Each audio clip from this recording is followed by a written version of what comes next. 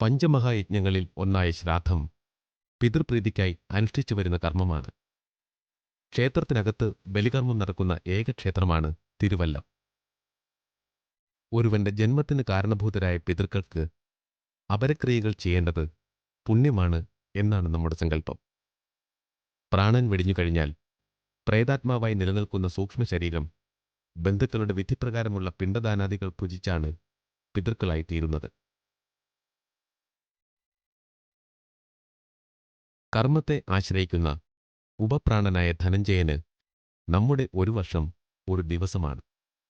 അതിനാൽ നാം ഓരോ വർഷവും ചെയ്യുന്ന ശ്രാദ്ധകർമ്മം ധനഞ്ജയന് ഓരോ ദിവസത്തിനുമുള്ള അന്നമായി മാറുന്നു. ശ്രാദ്ധകർമ്മത്തിൽ പിണ്ടം വിശപ്പിനും തിലം ദാഹത്തിനും ഉപയോഗിക്കപ്പെടുന്നു. ഇതാണ് ബലികർമ്മത്തിന് പിന്നിലുള്ള തത്വം.